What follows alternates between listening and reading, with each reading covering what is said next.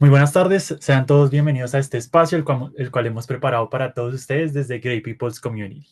Mi nombre es Francisco Núñez, soy gestor de comunidades de Great People's Community y es un gusto acompañarlos en esta sesión que sin duda será una fuente de reflexiones poderosas y herramientas prácticas para liderar procesos de transformación en nuestras organizaciones. Hoy nos reunimos con un propósito claro: explorar estrategias efectivas para involucrar a los líderes en procesos de cambio, convirtiéndolos en aliados estratégicos del éxito organizacional. Para guiarnos en este tema tan relevante, tenemos el privilegio de contar con Sandra Mateus. Ella es directora de Facilitar Click y Ámbito RH, una profesional con amplia experiencia en el acompañamiento de procesos de transformación organizacional y desarrollo del liderazgo. También les recordamos que pueden compartir sus inquietudes a través de la opción de preguntas y respuestas o escribirlas directamente en el chat de esta sesión. Sin más preámbulos, le damos la bienvenida a Sandra Mateus. Sandra, la pantalla y el micrófono son completamente tuyos. Muchísimas gracias, Francisco. Muy buenas tardes. Muy buenas tardes a todos los que se están conectando en este momento. Primero, pues muchísimas gracias por aceptar esta invitación y doy gracias también a People Community por la invitación y por confiar en que esta hora va a estar muy bien invertida. Para todos si están saliendo pues de sus trabajos y demás, y de pronto ya están tomando el carro para devolverse a su casa, así que pónganse los audífonos. Voy a tratar de que esto sea muy dinámico, muy visual, descriptivo con las palabras por si de pronto no estás pudiendo, digamos, si estás manejando, por favor, a manejar y a escucharme. Nuestra conferencia de hoy, nuestra charla de hoy es del escepticismo al compromiso, estrategias para involucrar a los líderes en procesos de cambio exitoso. Entonces, antes de continuar, ay, ahora espérense un segundito porque no me quiere mover. Un segundo. Aquí vamos. Me quiero presentar un poco más y en esta presentación está lo formal, que es esto que acaba de aparecer. Yo soy coach, bueno, acreditada internacionalmente como coach ontológica. Tengo el privilegio de ser en Colombia cofundadora y expresidente de la Asociación Colombiana de Coaching Ontológico Profesional. Llevo cerca de 15 años trabajando en desarrollo de líderes, bloguera. Bueno, todo esto, diría algún maestro mío, el pedigrí de la CB, que de hecho pues allí está el código QR por si alguien dice: "Ve, pero de verdad esta señora quién es", pues puedes entrar ahí en el código QR, te lleva a mi LinkedIn y ahí está toda mi hoja de vida laboral. Pero en realidad, ¿quién soy? No somos, y esto es un convencimiento mío, nuestra identidad no la forma lo que hemos forjado, sino quienes somos en el interior. Y les voy a mostrar casi que en exclusiva una imagen que muestra más mi camino, quién soy. Y es esta imagen de esta niña a los 16 años y medio, 17 años, era estudiante, estaba arrancando a estudiar periodismo. Corría el año por allá, bastante lejos, con decir que esa foto pues fue tomada en cámara de rollo, no digital. No existía la cámara digital ni por casualidad, llegó décadas después. Estábamos haciendo un cubrimiento en Monserrate, subiendo a Monserrate haciendo un cubrimiento, una tarea, perdón, una tarea de periodismo, y me lo tomó un compañero, un colega, me tomó así desprevenida. De hecho, tengo ese orgullo de tener esa foto de él porque hoy en día es uno de los mejores periodistas deportivos que tiene, fotógrafo deportivo que tiene el país. Y cuando me la mostró, le dije: "No, me hace un favor, me da la foto y me da aparte el rollo porque yo no quiero que esto no lo vea nadie". Y la encontré el año pasado y recordé quién era y recordé cómo esa niña estaba llena de miedos, era una niña supremamente insegura, tenía el complejo de flaca, chiquita y fea. Hoy en día puede mantenerse, solo que ya no me acompleja. Y llegó alguien a mi vida, o más que llegó, estuvo permanentemente en mi vida este señor. Este señor aparece allí, se llama Pachito. En paz descanse, Pachito fue mi profesor de música en el colegio y él creyó todo el momento en mí, todo, siempre. De hecho, él me decía Mateíta, mi apellido es Mateus. Me decía: "Mateíta, cree en ti", cuando supo que estudié periodismo, me apoyó, y mis hermanas estudiaban en el mismo colegio, entonces me mandaba mensajes con ella siempre: "Confía en ti, confía en ti". Y gracias a Pachito y a otros mentores que pude en el camino, convertí experiencias y convertí de pronto esas creencias que tenía en mí en algo mucho más empoderante a lo largo del camino de mi vida que me llevó a una carrera de 15 años de periodismo y luego a trabajar en todos estos años, como les decía, de facilitadora, poder pararme enfrente de grupos. De hecho, amo esto que estoy haciendo en este momento, lo amo más cuando estamos presencial y nos podemos ver la cara y demás, porque esto, y aquí ya arrancamos el camino, pasé del escepticismo hacia mí al compromiso hacia mí. Y es lo que nos marca todo el camino siempre. Cualquier camino de cambio está marcado por esa ruta. A ver, les quiero preguntar, aunque no podemos comunicarnos, pero piensen la respuesta. Imagínense qué pueden tener en común, por ejemplo, Simba, el Rey León. Yo creo que muchos hemos visto el Rey León, o quienes no, pero de pronto vieron Matrix, que es de otro género, Neo, el protagonista, ¿se acuerdan? O también vamos con otro género, El Señor de los Anillos, que me encanta, Frodo, o Katniss, esa protagonista de los Juegos del Hambre, que pueden tener en común esos tres personajes. Piénsenlo solo unos segundos, ¿qué tienen en común Neo, Katniss, Frodo? Bueno, pues si acertaron igual que yo cuando hice esa analogía, es que todos ellos eran personas comunes. Cada uno de estos personajes eran personas comunes cuando empezó su historia. ¿Se acuerdan la película? Cuando arrancó, cada uno estaba en su mundo ordinario.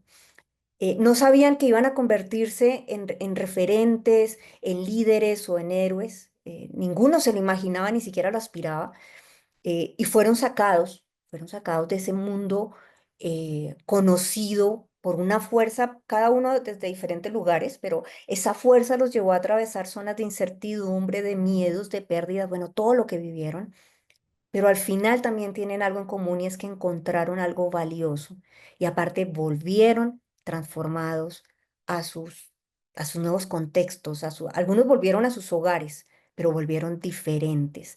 Y con ello, pues también cambió su entorno. Esta es una estructura y por qué se las traigo acá, porque tiene que ver con esa imagen que están viendo en en la pantalla, con todas esas imágenes. Esta es una estructura que se repite en películas, toda película que tú hayas visto, desde estas épicas hasta, no sé, Mujer Bonita, de cualquier índole, normalmente tiene estos pasos y estos pasos fueron descritos por un señor que se llamaba Joseph Campbell. Joseph Campbell era un mitólogo, era especialista en mitos y era estudioso pues de las narrativas universales y llamó a ese camino el viaje del héroe. Entonces yo creo que aquí ya les empieza a sonar un poco porque el viaje del héroe se utiliza en muchos temas de liderazgo. También se llama monomito, por si no lo sabían, ahí les voy dando datitos. El viaje del héroe y aquí digamos que Campbell lo que hizo fue que descubrió un patrón de todas estas historias de transformación y él decía, toda historia de transformación tiene una arquitectura en común. Y era esto, hay una persona que parte de su mundo conocido y lo llamó el mundo ordinario, es sacudida por una llamada y luego en el camino rechaza la llamada, se encuentra con mentores, vieron, siguen ese trayecto, hay una prueba y esa prueba tiene que entrar y seguramente pierde algo en el camino, pierde algo en la prueba, pero luego vuelve al mundo, muere simbólicamente, vuelve al mundo con un regalo y con un conocimiento nuevo que puede compartir. Por eso lo traje hoy acá y ese va a ser nuestro camino hoy. Voy a hacer un pequeño recorrido por cada una de las fases del viaje del Eure, pero no de todas. De una vez les digo, les voy a contar el final, no voy por todas, voy a centrarme en tres de ellas, porque si esas tres están y logramos conectarnos y trabajarlas muy bien con nuestros líderes, con nuestros equipos en estos procesos y caminos de gestión de cambio, pues ya las otras van a fluir de una mejor manera. Porque en realidad en gestión de cambio todos y cada uno de nuestros colaboradores y obviamente nuestros líderes están viviendo su propia versión de este viaje. De hecho, ustedes si lideran un proceso de cambio, si están en su organización por iniciar un proceso de transformación, estoy segura que van a estar y se van a identificar en alguna de las partes de como que de este camino de crecimiento y en esta hoja de ruta de alguna forma, ¿no? Entonces, para arrancar, quiero hablarles de Julia.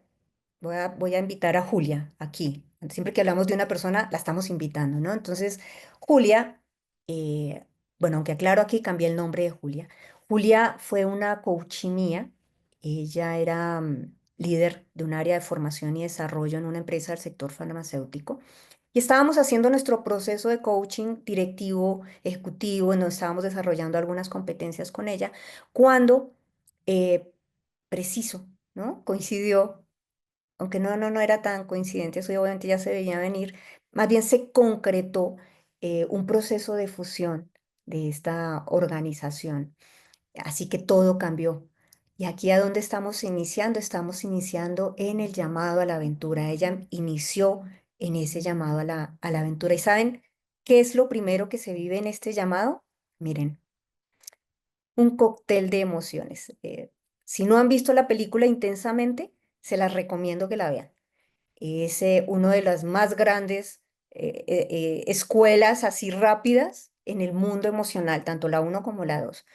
Entonces, cuando hay un llamado a la aventura, lo que nos sucede es que lo primero que aparece siempre es esto. Es un cóctel de emociones. Es, es esto de, hay algo mío que está cambiando, hay algo en mi entorno que está cambiando y empiezan a aparecer una cantidad de cosas. Y en esa cantidad de cosas, lo primero es que se mueve o se moviliza son mis emociones. Aquí hago un paréntesis para aclarar que todo lo que vamos a conversar en esta hora no reemplaza ninguna metodología de gestión del cambio. La atraviesa y la potencia, eso es lo lindo. Entonces puede ser que seamos amigos de ADKAR o seamos amigos de Kotter o seamos amigos de Lane Change, cualquiera que sea la que vayamos a implementar como proceso de gestión de cambio.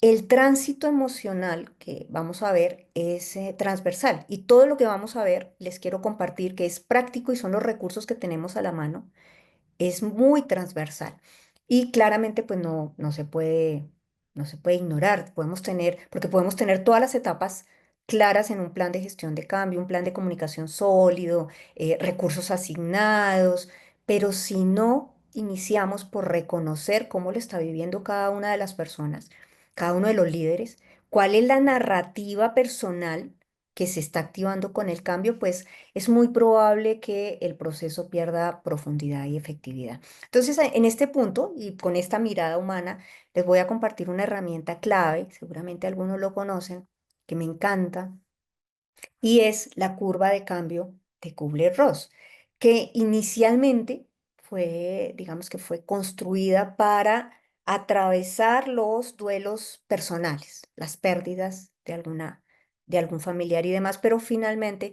esto se irradió a cualquier proceso de cambio porque se comprobó que estas etapas que están viendo allí se atraviesan siempre desde lo emocional. Entonces, si vuelvo a Julia, por ejemplo, ella fue informada que su área sería reestructurada, ¿no? Entonces, la empresa en este proceso de fusión, en este proceso de buscar mejorar, em, pues, la eficiencia, adaptarse a las nuevas tecnologías de las dos organizaciones, decidió centralizar los recursos de formación bajo un nuevo modelo digital y esto significaba que las actividades de formación presencial que lideraba iban a ser reasignadas. Por ahí vi una manito levantada, Brian.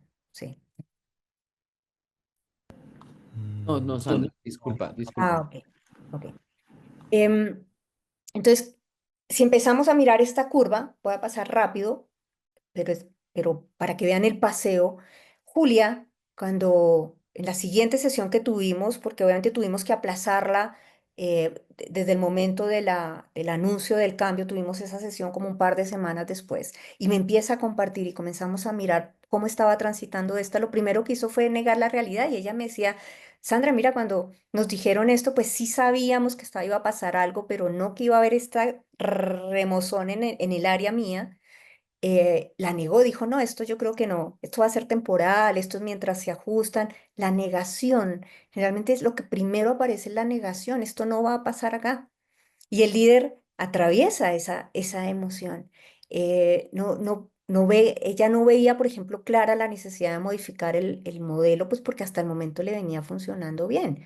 Y su modelo en realidad está basado más en la interacción personal, en la presencialidad, y, y entonces empieza a caer en estos otros estados de, pasó de la negación, pasó al enfado, pasó a la frustración, atravesó por la tristeza y hasta que llegó por fin a la aceptación. Ojo que la aceptación no es resignación, aquí ya en un momento me detengo ahí, porque cuando un cambio irrumpe en la organización, eh, nuevamente, no importa cuán bien sustentado si está desde lo técnico o desde lo estratégico, en las personas se activa una experiencia emocional profunda y totalmente diferente.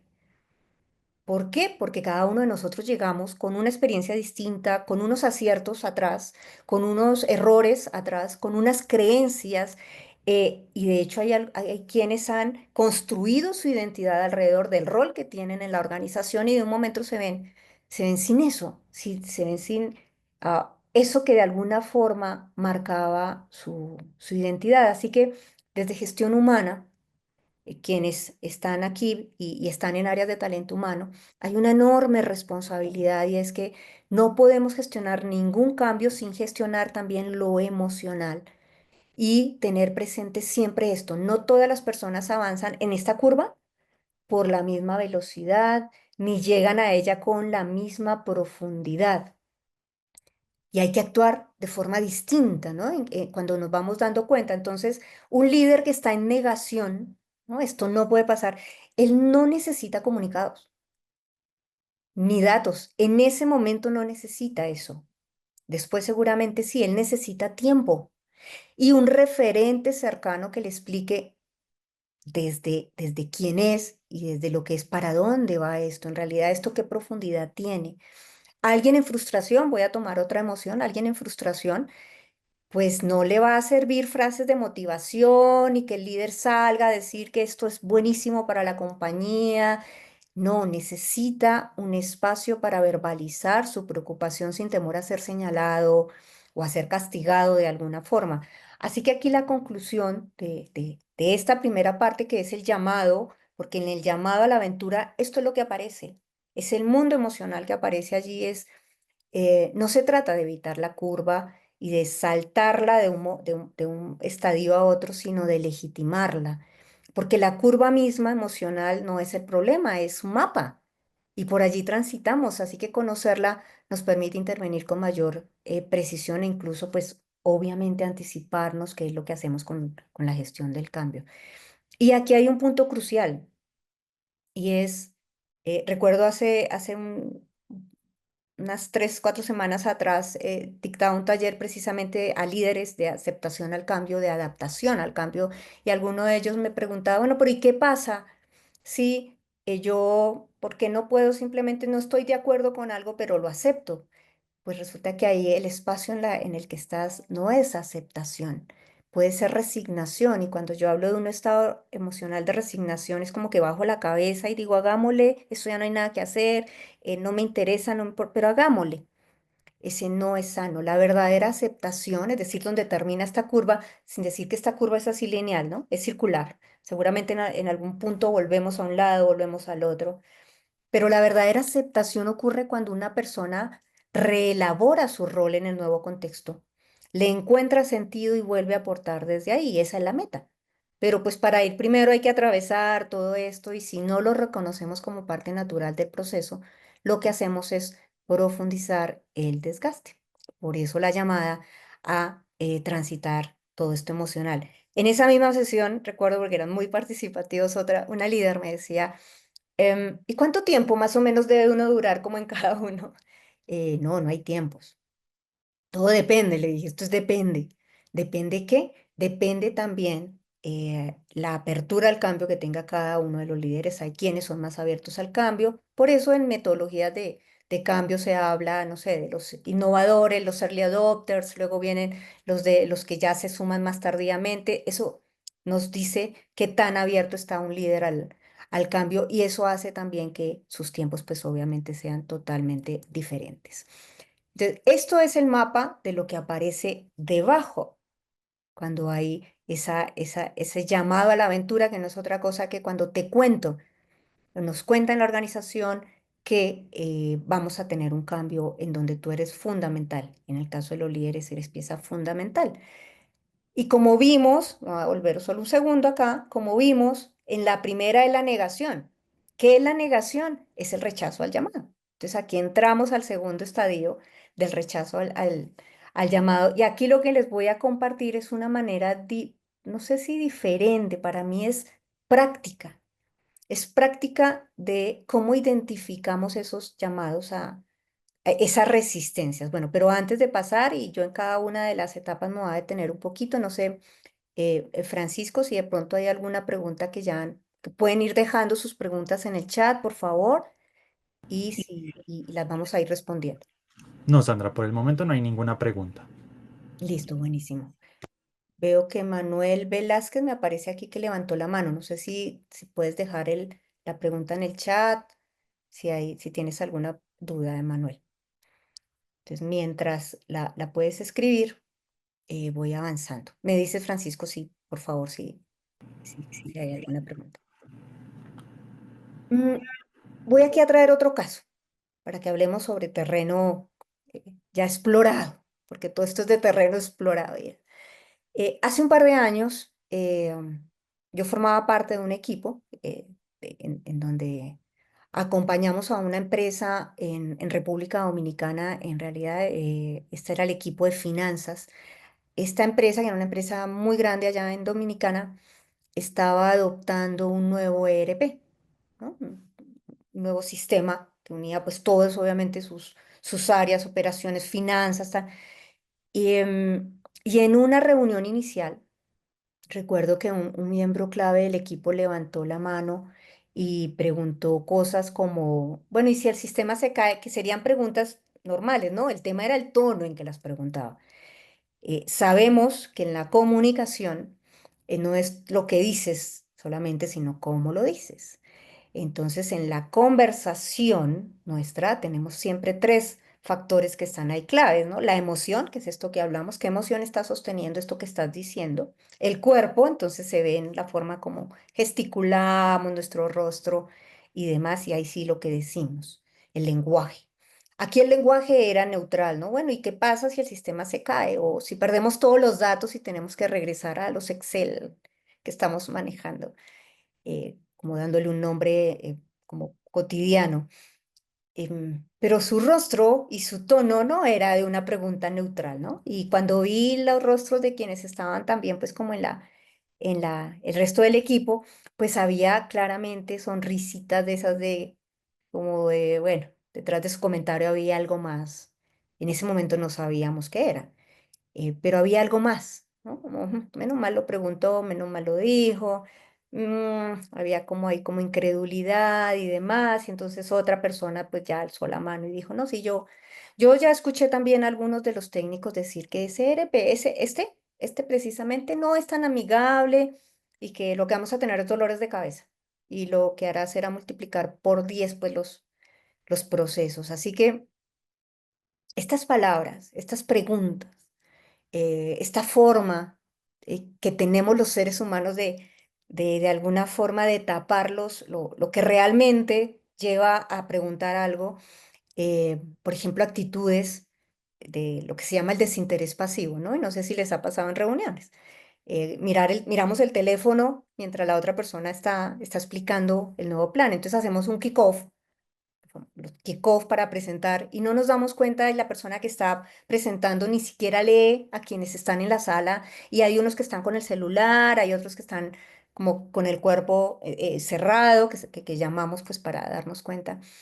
Y, y allí es donde inician en realidad los procesos de cambio, en la lectura de todo esto. Por eso, lo que yo les voy a compartir como herramienta o recurso práctico es ¿cómo identificamos las resistencias? No solamente a partir de focus group, encuestas, que todo eso claramente, pues si las metodologías varias metodologías nos lo recomiendan, obviamente, y lo hacemos, sino en la cotidianidad.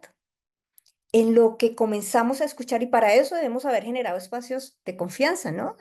Las áreas de gestión humana es necesario, obviamente, que estemos cerca de los colaboradores y empezamos a escuchar cosas. Y allí ya ahí sí comenzamos a inferir de dónde viene la resistencia, porque dependiendo de dónde viene la resistencia, pues viene también la forma en que la vamos a abordar. Así que hoy les voy a compartir 7 de estas posibles resistencias y cómo abordarlos. En cada una de ellas vamos a ver cuáles son algunas frases, un par de frases típicas que podemos escuchar y podemos decir, ah, entonces la resistencia viene por este lado del líder.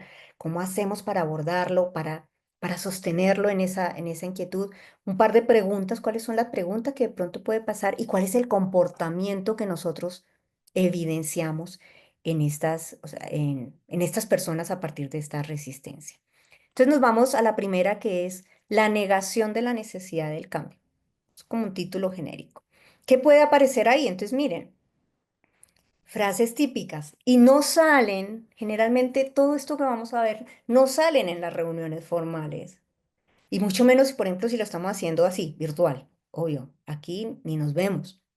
Yo no sé si me estás viendo, si no me estás viendo, no tengo visual de tu corporalidad.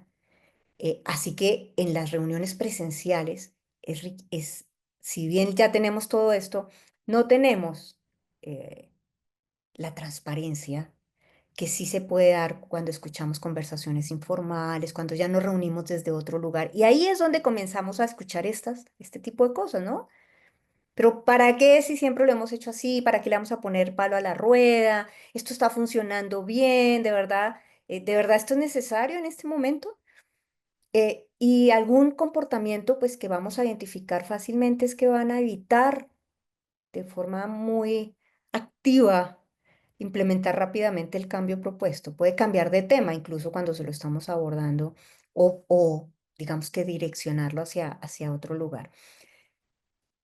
Hay muchas cosas que hacer, pero una de las que más funcionan cuando detectamos que en esta negación es presentar datos concretos y relevantes. Es decir, ante temores racionales, como esta pregunta que nos hicieron en esta reunión de, bueno, ¿y si perdemos los datos y si el sistema no funciona? El cambio se facilita con evidencia clara, con evidencia creíble, así, aquí está. Esto disminuye la incertidumbre. Por ejemplo, en este proceso que les voy a compartir a lo largo pues, de las diferentes resistencias, cómo lo abordamos, porque es que se nos presentó todas, todas. Como esto se hace un trabajo previo, obviamente, de conversación y demás. Entonces, en la primera reunión de sensibilización a los líderes, no kickoff a los equipos, esto era solo con los líderes.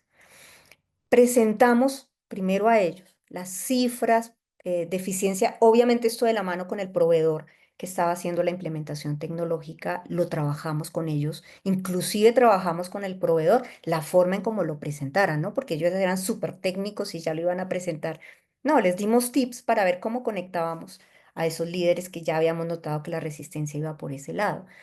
Em, Reducción, entonces ellos tenían estadísticas, por ejemplo, documentadas, ¿no? De la reducción de errores en otras implementaciones similares, pero en el mismo sector en que estaban implementando ese, no en otro sector, porque ese puede ser un argumento, no, pero es que ese es en el farmacéutico, nosotros estamos en el financiero, en el energético, en el mismo sector, los pusimos en la tarea de buscar exactamente en lo mismo.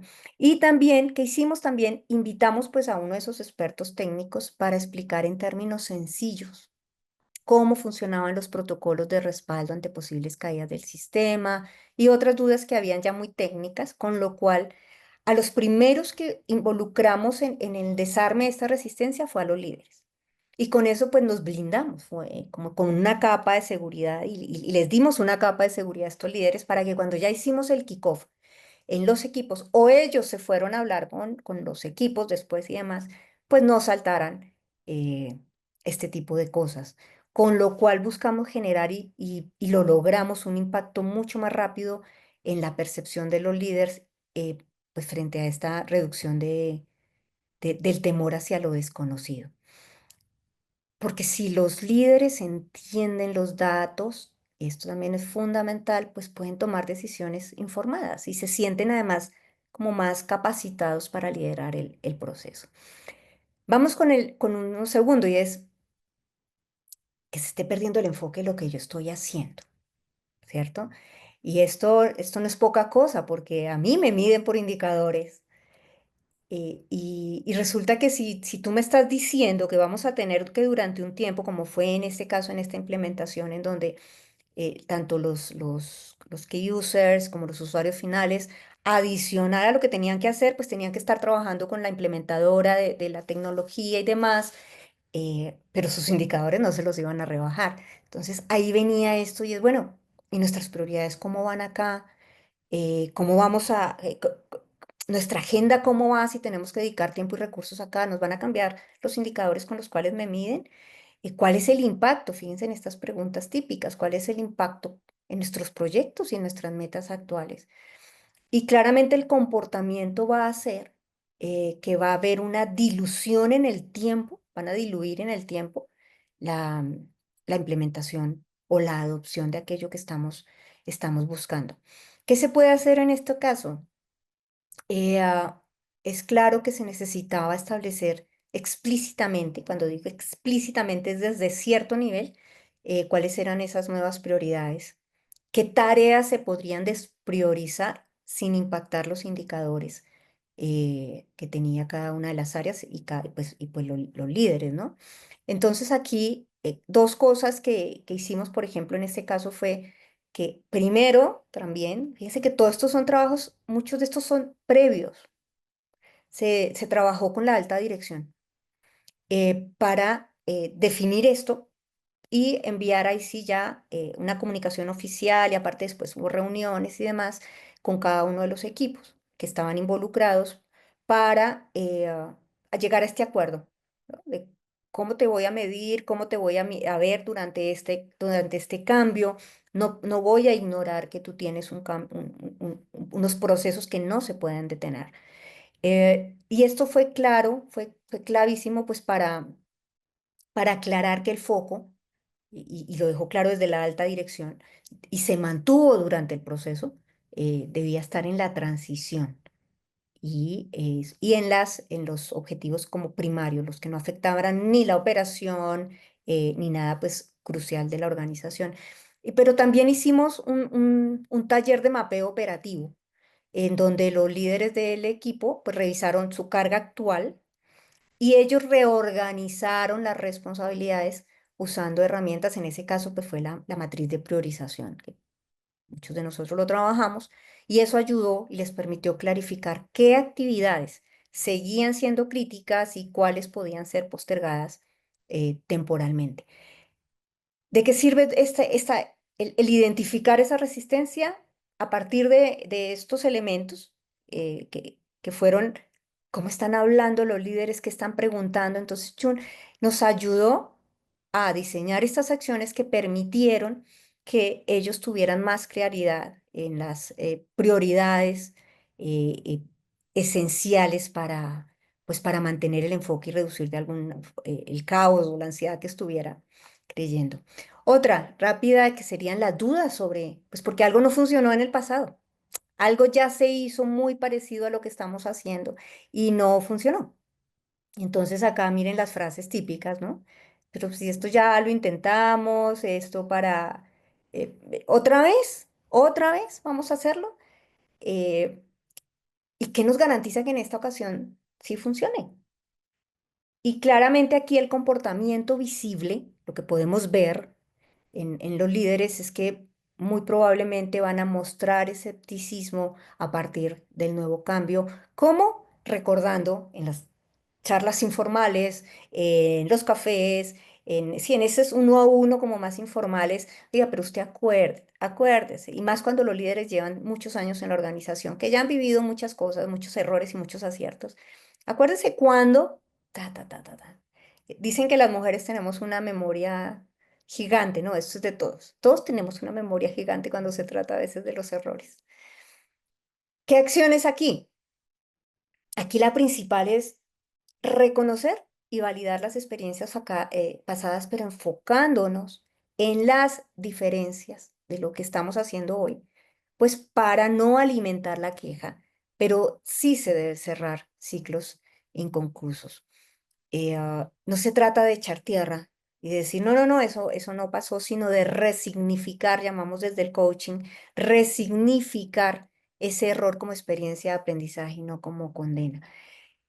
¿Cuáles fueron, recuerdo las acciones que hicimos cuando en este equipo también hubo, hubo esta resistencia? Nosotros hicimos una reunión, realizamos una reunión con los líderes de los equipos que estaban involucrados. Siempre primero era con los líderes y luego lo hacíamos líderes y equipos. En algunas ocasiones sí fueron conjuntos, pero como aquí estamos hablando de los líderes, ¿cómo logramos que estén subidos, que se suban en este bote que, que nos lleva a atravesar todo el río del cambio? Entonces realizamos una reunión que la llamamos de historias compartidas, en donde los participantes relataron o retomaron esa frustración de, de una implementación tecnológica que ya habían tenido efectivamente en el pasado y que había fracasado o no dio los resultados que se esperaban. Aquí, que fue fundamental, bueno, que se hizo mucho con herramientas de coaching, por eso yo amo combinar las dos cosas, la metodología del cambio, pero con herramientas también de coaching, porque gracias a esas herramientas de coaching permitimos o facilitamos crear un espacio de confianza y seguridad en donde ellos pudieron reconocer qué había pasado y reconocer quiénes habían sido también ellos como líderes en el pasado y qué podrían mejorar y resignificar de esto como parte del aprendizaje. Esa fue como una acción que fue lindísima y dio resultados muy lindos. Fueron conversaciones espectaculares. Y la segunda, que es clave también, es hay que buscar evidencias, ¿no? ¿Qué es lo que hace diferente lo que había antes a lo que hay hoy? Entonces, hoy había un nuevo proveedor, un proveedor que tenía como mucho más pedigrí, voy a ponerlo así, mucho más experiencias y casos exitosos en el sector donde ellos se movían. Se estaban haciendo más pruebas piloto y se tenían planeadas hacer más pruebas piloto y más involucramiento, pues, del usuario final. Además, se estaba haciendo un proceso de gestión de cambio es increíble que a veces se arrancan todos estos procesos y no se hace gestión de cambio y se dan cuenta después cuando todo está, la resistencia full y entonces entra cambio a tratar de mover unas resistencias que han sido alimentadas cuando esto se podría haber trabajado desde antes, escuchando todo esto y comenzando a hacer un plan mucho antes de lanzar o evidenciar los cambios. Entonces, al mostrar todo esto, pues claramente no solo no pudimos como redirigir la narrativa del cambio, eh, sino que ayudamos a estos líderes también a visualizar lo diferente que había hoy, ¿no? Y cómo abordamos las lecciones del pasado, cómo de hecho se evidenció también desde el área que era la responsable de todo este proceso, cómo había tomado en serio, muy en serio, esos errores del pasado y se estaban corrigiendo y se habían tomado medidas para que no hubiera espacio de repetirlas. Así que yo creo que validar el espacio, validar más que el espacio, el pasado, validar el pasado, crea un espacio de empatía para quienes lo han vivido. Em, Mientras que resaltar las mejoras genera pues un sentido de esperanza en el futuro. Es como la combinación de las dos. Y eso facilita que los líderes se conecten emocionalmente con el proceso y en la práctica también. Y entiendan que el pasado no debe definir el futuro y que cada experiencia es una oportunidad de crecimiento como en la vida. Nuestro futuro no está marcado por nuestro pasado, ni siquiera por nuestro presente, sino está marcado por las decisiones que estás tomando y visualizando y con qué te estás conectando. El pasado no nos define en ningún momento ni en ningún caso. Bueno, vamos con otro. El malestar por falta de aporte. La- pues, ¿no? Que no me han escuchado, nadie me preguntó nada, no me tuvieron en cuenta, yo soy el que lidero este proceso y ni siquiera me preguntaron, y pues hay apatía, miren los comportamientos visibles. Y aquí, digamos que el paso clave es involucrémoslo. Suena obvio, pero a veces no se hace. Involucrémoslo porque La resistencia siempre baja cuando yo siento que me escuchan y tengo voz dentro del cambio. No el cambio en sí, porque ya está tomado, la tecnología es esa, pero sí en cómo lo vamos a llevar incluso a mi propio equipo. Por eso en ese equipo lo que hicimos en ese momento fue organizamos mesas de trabajo por proceso. Facturación, no sé, cierres contables, pagos, no sé, donde eran estos usuarios los que definieron muchas cosas, donde también marcaron y dijeron a nosotros sería importante que en este punto hiciéramos esto, en este punto hiciéramos otro, y esa co-creación generó un compromiso real, porque los líderes y pues obviamente los equipos sintieron que sus voces eran escuchados. Pero también propusimos sesiones piloto, ¿no? Con esos usuarios antes del despliegue general. Y de allí salieron unas cosas, pues buenísimas, ¿no? Pues para el implementador tecnológico que tuvo que hacer, digamos, algunos ajustes incluso. Así que involucrar a los líderes en estas construcción del cambio les da un sentido de control y propiedad, que es clave para superar esta, si la resistencia sale por este lado. Hay otra que es la falta de visión y hacia dónde va esto. No lo tengo claro. Em, no entiendo cómo va. O sea, no hemos sido lo suficientemente efectivos en, no en comunicar, porque cuando yo comunico estoy dando un mensaje, no, sino en involucrar realmente a los líderes en la visión de este cambio. Y el cambio aquí, para suplir esta resistencia, debe pasar del discurso abstracto a lo cotidiano, ¿no? Entonces, eh, que sea que el líder pueda visualizar los impactos reales por rol, y eso le permite también pues preparar mejor los ajustes que deba hacer incluso a su equipo, porque ahí viene algo, les pedimos a los líderes a veces que formen parte de esto y no tienen, y las cosas se les van apareciendo por el camino. Y en el camino se van dando cuenta que las capacidades o habilidades que tiene su equipo se necesitan incrementar, se necesitan cambiar, y eso no lo habían visto desde el inicio, porque no se había trabajado en eso, y eso hace que obviamente haya una resistencia adicional. Entonces aquí como acción clave, facilitamos sesiones con cada subequipo del área para que identificaran pues esos miedos, los beneficios esperados, para que se conectaran con esa visión compartida. Hicimos un mapa visual compartido, para que cada grupo entendiera de manera concreta qué iba a ganar y qué podría perder igual, ¿no? Y de esto se creó como un documento que era ese mapa, que mostraba cómo se traducía el cambio en su día a día. Y ahí quedaron evidenciados si había más o menos procesos, si había más o menor trazabilidad. Y esa claridad pues le permitió a los líderes que entendieran cómo las mejoras tangibles iban a beneficiar a su equipo en el corto plazo. Así que crear herramienta concreta, crear mapas de beneficios, crear conversaciones con los líderes en donde podamos visualizar esos beneficios y esos desafíos que van a ver por el camino de entrada, pues nos allana para que ese líder se sienta más parte del proceso. Y vamos con dos últimos, uno que es aversión al riesgo y como que yo quiero ver, más bien, yo quiero ver cómo le va a la otra área, yo quiero ver cómo le va al otro equipo para ver si me comprometo o no me comprometo. Entonces, comportamientos visibles, pues ahí están clarísimos, se retrasan toma de decisiones, se hacen análisis. Aquí aparece la famosa frase, parálisis por análisis. Aquí es donde aparece también.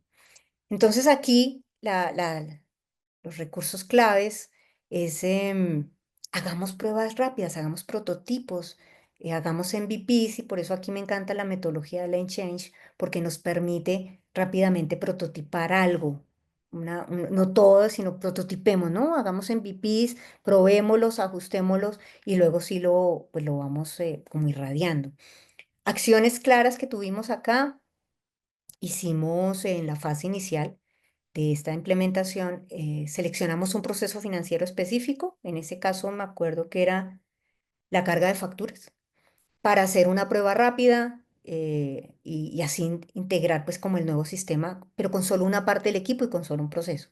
Y eso ayudó también a que hubiera como la experiencia para seguir prototipando. Y esto es muy rápido, ¿no? Ustedes saben que los cambios generalmente se aceleran. Pero es que antes de llegar acá se trabajó en muchas otras cosas. Y ya estaban listos, hagamos, prototipemos.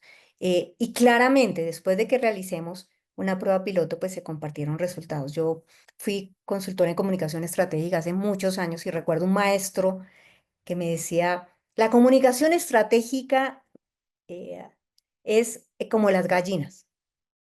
Ponga el huevo y cacaree. Gallina que no cacarea y gallina que no ha puesto un huevo. Eso nos pasa también en todo, en la comunicación, de los procesos de gestión de cambio. Si no cacareamos lo que estamos logrando, pues estamos perdiendo impacto. Es necesario comunicar que hemos logrado, es necesario visibilizar lo que llamamos dentro de todos estos procesos victorias tempranas, y no es poca cosa. Y voy con el último. ¿Y por qué hice rechazo silencioso? Porque esto sí que si los otros no se dicen abiertamente, sino que hay que estar escuchando, escuchando, escuchando, preguntando, conversando y dándonos cuenta lo que hay allí, pues este más. ¿Por qué? Porque involucra a la alta dirección. Y es que hay desconfianza en el compromiso de la alta dirección. ¿Por qué? Por experiencias pasadas, porque se hizo el kickoff así con bombos y platillos y después a los pocos meses nos dijeron que ay, eso ya no. O cuando se hacen cambios en transformación cultural en donde se cambia el estilo de liderazgo, le estamos pidiendo a todos que tengan un liderazgo cercano, empático, y desde la alta dirección o los líderes más visibles hay un liderazgo autocrático, directivo. Entonces hay desconfianza y aparecen estas frases y estas preguntas. No veo que los directivos en realidad estén mostrando estos cambios y se muestra escepticismo. Entonces aquí que no hay de otro, o sea, es necesario involucrar a la alta directiva de entrada. En el caso que les estoy compartiendo, lo que hicimos como acción concreta fue que de entrada, y porque dependía de allí, le pedimos al CFO y a los líderes de procesos claves que incluso que asistieran, no que mandaran comunicados, ni hiciéramos un video en donde decían, ven, vamos todos a hacer el cambio, no. Ellos debían asistir a las primeras sesiones de formación, porque claro, había todo un proceso de formación y capacitación, pero debían asistir, como cualquier otro miembro de equipo, para dar el mensaje claro de que la alta dirección estaba comprometida con el cambio, que no era algo de que yo estoy acá y no, estamos todos en este barco y vamos. Y pues sí, habían cosas de comunicación y demás y otras acciones que nos permitieron que desde el liderazgo visible hubiera mensajes constantes también sobre los avances del proyecto, es decir, que hubiera un liderazgo ejemplar. Entonces, un modelo de liderazgo ejemplar y visible. Entonces, fíjense cómo todo esto es solamente esta piedrita que levantamos acá. ¿Cómo identificamos las resistencias? Más allá, ¿listo? De los focos, no, de los recursos que tenemos a la mano. ¿Cómo identificamos las resistencias de nuestro líder? Y nos vamos al último del paso que les anuncié que dentro de este viaje aéreo vamos a ver los primeros. Estos son los de arriba porque son los claves. Y es que después de que hay un rechazo a la llamada, hay un encuentro generalmente con el mentor y entonces el héroe se encuentra en ese viaje con alguien que no solamente le dice usted puede, no, sino que le acompaña, le enseña, le transmite y le genera nuevas habilidades. Y esto es el encuentro con el mentor. Y, y fíjense que pongo estas estrellitas porque muchas veces, y quienes están en área de gestión humana, eh, de pronto me pueden decir, sí, sí, lo viven, es como que el líder es, ay, díganle a los de gestión humana que hablen acá. Mira, y te llaman y tú estás o eres el gerente o el líder de gestión o de formación, además. Oye, ¿por qué no hablas con no sé quién que ¿por qué lo hacen así? Porque todo va a gestión humana, porque es muy probable que esa red, toda empresa, la organización es un sistema vivo. ¿Y cómo es un sistema vivo? Porque es una red de conversaciones y emociones. Y aquí estuve jugando con ChatGPT. Vieron que ahora abundan estos memes de que el genio malinterpretó. Bueno, aquí se me fue malinterpretó. Em, las empresas son el resultado de la calidad de redes de conversaciones y emociones que hay. Dependiendo la calidad de esas redes, es la calidad de la comunicación, de los resultados, quién es quién en la organización, cómo se relacionan, em, cómo influyen personas que no necesariamente pues son figuras de liderazgo formales, sino, pero sí influyen. Entonces, fíjense que acá voy a poner para quienes lo estén viendo en su pantalla o en su celular, vamos a ver si vemos 2 minuticos de este video, en donde nos muestra cómo el liderazgo visible es fundamental, ¿no? Y el liderazgo comprometido y cómo los llevamos ahí y demás. Fíjense que generalmente, aquí pues, el líder empieza solo, o desde la alta dirección empieza solo. Es un movimiento como que hay alguien que le está pedaleando y le hace y nadie le copia. Voy a bajar aquí el volumen. Y nadie le copia. Y hagámosle, y entonces desde gestión humana, desde comunicaciones, desde la alta dirección y demás, entonces de pronto empieza un líder. Ya. Y de pronto, dicen que este segundo es más valiente que el primero, porque el primero finalmente se lanzó, ¿no? Entonces este primero sin camiseta y demás, se lanzó. Pero el segundo dice, no, yo no me lo voy a sumar a este loco. Miren, todos lo están viendo, yo también me lo voy a sumar ahí, hasta que hay alguien que dice, este sí. Y este sí logra, se empieza a jalar otro más y que se empiece a sumar otro más. Realmente esto es lo que llamamos en la metodología de cambio, identifiquemos quiénes son esos innovadores, quiénes son esos que adoptan temprano, estos early adopters, que poco a poco se van sumando. Y hace que esa mayoría, la mayoría tardía, la mayoría temprana, miren, chun, en este momento el cambio empieza a suceder.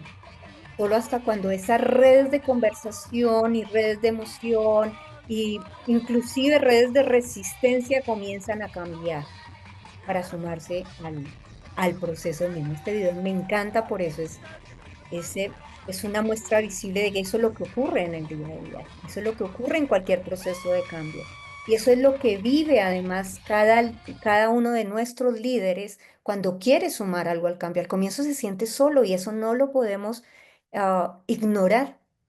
Se siente con tantas cosas, entonces lo citamos de 5 capacitaciones al mismo tiempo o de una capacitación acá, pero el líder tiene que responder acá y aparte hay un proceso que estamos implementando.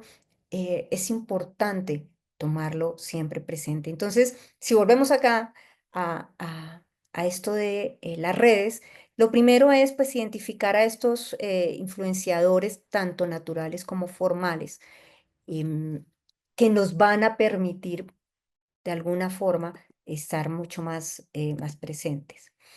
Aquí no necesariamente es el rango, ¿no? Aquí vuelve otra vez a ver la observación, quiénes son, por ejemplo, quiénes son las personas que tú sabes que cuando hay algún problema son contactadas. Ay, mire, preguntémosle a Sandra. Vamos, ¿por qué no vamos donde Julio? Y estas personas que generalmente son contactadas son las que nos dan idea de hacia dónde va. Así que finalmente, y en esta última etapa, listo, ya tenemos a los influenciadores, tenemos a los líderes, pero ¿qué tan hábiles son conversacionalmente? Y aquí solamente les voy a dejar como digamos que este mapita. Aquí, bueno, volví a jugar con ChatGPT, yo queriendo que mis líderes sean hábiles en conversación y el genio malinterpretó mi deseo. Conversar no es hablar. No sé si a ustedes les ha pasado, se van a tomar el café con alguien y tú le preguntas, ¿cómo estás? Y eso fue lo único que hablaste todo el tiempo, porque la otra persona no soltó la palabra. Un líder que solo habla no está generando una red de conversación. Entonces, ¿qué es fundamental acá? Formarlos, entrenarlos en habilidades conversacionales. Y para cada etapa del proceso de gestión de cambio, se necesitan unas habilidades y conversaciones diferentes. Entonces, muy rápidamente les voy a pasar. Antes de cambio, es fundamental que el líder sea hábil o se entrene en generar conversaciones de posibilidad. Y aquí es la habilidad en escuchar, en indagar, explorar inquietudes. ¿Cuáles son las declaraciones? Declaraciones son los actos del habla a partir del cual creamos realidades. El que ustedes estén hoy acá, quienes están escuchando, declararon, eso está interesante, yo quiero ir, y cambiaron su realidad porque en este momento, y hasta hace casi una hora, ustedes podrían estar haciendo otra cosa. Pero como nos dijeron sí y gracias, cambiaron su realidad y cambiaron la mía porque estoy feliz de que están acá y cambiaron la vida de todos los del equipo de Great People's Community que también están felices que ustedes estén acá. Otros dijeron que no y está perfecto, es su declaración. Y juicios son las interpretaciones que hacemos sobre los hechos que tenemos. Entonces, qué tan hábiles estamos siendo nosotros o son nuestros líderes y cómo los podemos entrenar en esto? Durante el proceso de cambio es fundamental coordinar acciones. ¿Y cuáles son como los actos lingüísticos claves para coordinar acciones, pedidos, ofertas y promesas?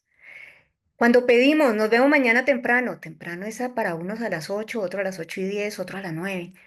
Nos vemos mañana a las 8 en tal lugar. Eh, los pedidos efectivos, si hay algo que yo he visto en las organizaciones, es la incompetencia en hacer pedidos efectivos. ¿Cuál es la oferta que tiene el líder para los demás? ¿Yo soy oferta de escucha o soy oferta de rigidez? Cada uno de ustedes es una oferta para el mundo y cómo lo perciben por los pedidos que a ustedes les hacen. ¿Vienen a pedirle consejos? Maravilloso, ustedes son oferta de escucha. ¿Nunca les han ido a, perder, a pedir un consejo? Fíjense qué oferta están siendo. Afirmaciones, hechos, todo esto va en la coordinación de acciones. Durante el proceso de cambio, los líderes también deben ser hábiles en conectar y acompañar, tener conversaciones de apoyo emocional, tener conversaciones para seguir identificando estas resistencias. Nosotros desde el área de talento necesitamos generar estas conversaciones de forma permanente, así que debemos ser los primeros en tener estas habilidades entrenaditas.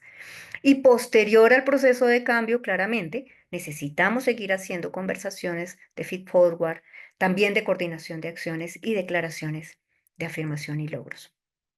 Con todo esto, y esta diapositiva que espero que sea un resumen que nos cierre todo lo que hemos visto en esta hora. Miren que ha sido un paseo muy grande y muy rápido. Espero de verdad no haber sido muy acelerada de cosas, pero cada vez que decía yo esto no lo voy a compartir, yo decía no, pero sí es importante. A veces, ¿cómo nos cuesta elegir?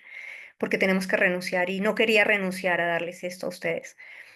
Entonces, si ven, las tres promesas claves de este webinar de hoy eran cuáles eran estrategias prácticas para entender las necesidades de niveles de liderazgo, cómo convertir resistencia en participación activa y cómo construir una cultura de aprendizaje y adopción del cambio. Y si pueden ver en cada uno de los recuadros, ahí está todo lo que hemos visto el día de hoy.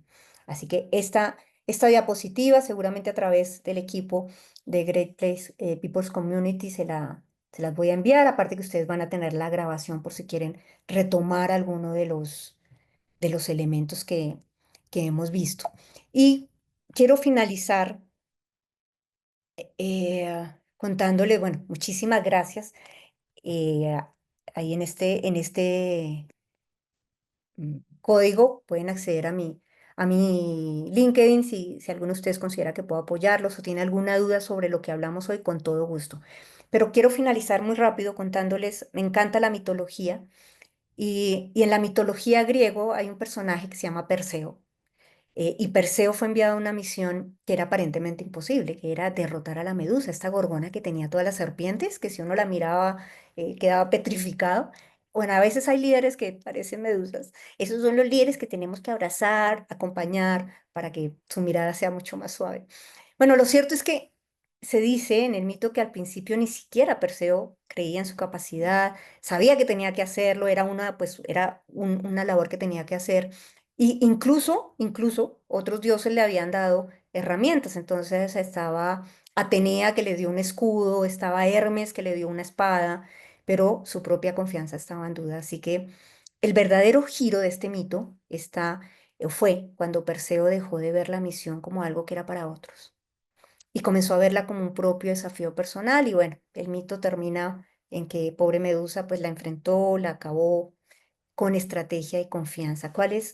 ¿Por qué quería esta última referencia? Porque los líderes como Perseo, como tú, como tus líderes, no, digamos que no ganan o no se involucran simplemente porque tengan las herramientas adecuadas y los capacites en gestión de cambio no, sino porque se sienten escuchados, porque alguien los mentoreó, porque alguien los escuchó, porque son capaces de de involucrarse en el proceso, pero de una manera auténtica. Y eso es lo que necesitamos.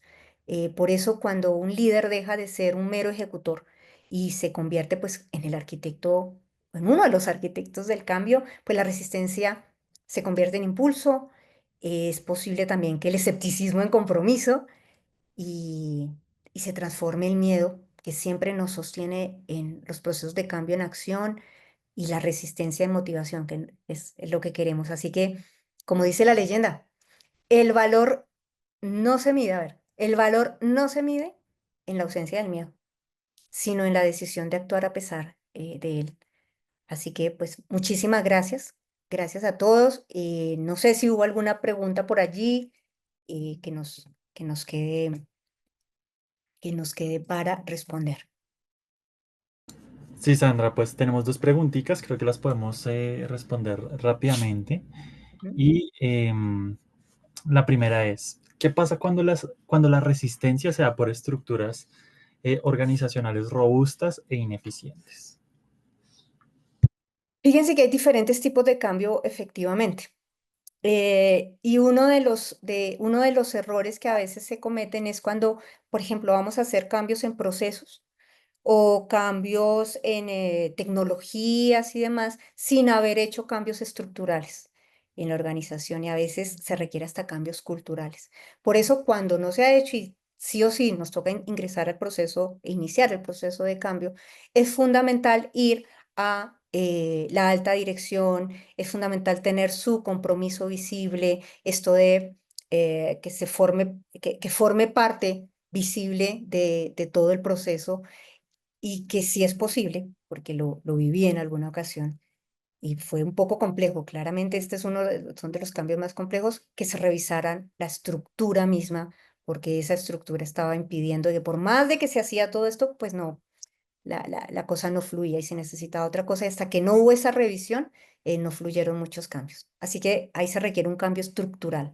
iniciar, propiciar y pues claramente no es de los más sencillos. Súper, Sandra. Y la siguiente pregunta es, ¿cómo abordar cambios donde las variables son, primero, que son las mismas personas quienes hacen parte de varios cambios simultáneos y donde históricamente no se han gestionado adecuadamente esos cambios? Lo viví, lo viví.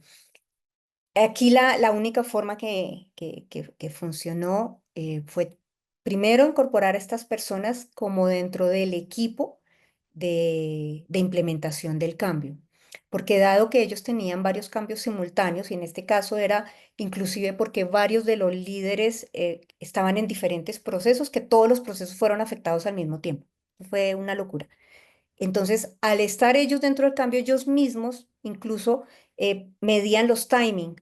Ok, mi capacidad llega hasta acá, podemos acá. Ahora, ¿qué de lo mío a veces? Porque sucede cuando se hace la famosa frase de silos, se hace por silos y no se hace esto de alinear a todos los líderes. Había temas o procesos más bien dentro de este cambio que estaban siendo repetidos y que no eran solo los líderes que estaban en varios cambios, eran equipos que recibían de diferentes lados y a veces lo mismo, pero desde diferentes lugares.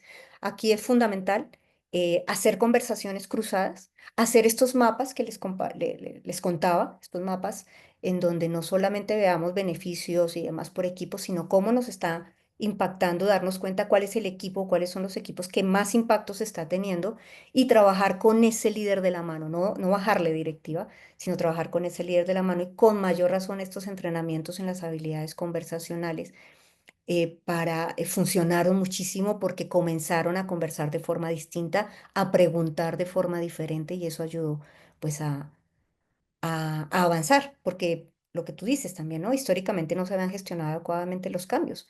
Ni siquiera se hacía gestión de cambio, esto fue algo nuevo para ellos, o sea, era como, tran, listo, la gestión de cambio se veía más como cuando están en los equipos, en los tecnológicos que se toma desde otro lugar, pero la gestión con las personas no se había realizado. Así que tocó desde el inicio y fue funcionando, fue funcionando. Súper sano. Entonces, pues eso sería todo. Ya para cerrar, pues claramente agradecerte por tu participación, por compartirnos pues estas estrategias tan valiosas, por inspirarnos también a ver pues cómo los líderes, ¿no? Son agentes claves del cambio organizacional. Y también, por supuesto, agradecerle a cada uno de nuestros asistentes por conectarse, por haber estado en la sesión, por haber escuchado. Sabemos que pues esto va a ayudar a fortalecer, ¿no? Sus organizaciones, también ayuda a fortalecer pues a las personas y también pues al liderazgo, que es lo más importante. Entonces, muchas gracias a todos y nos estaremos encontrando muy pronto en una nueva sesión. Gracias por acompañarnos y que tengan una excelente noche. Que estén muy bien. Muchas gracias. Feliz noche, hasta luego a todos.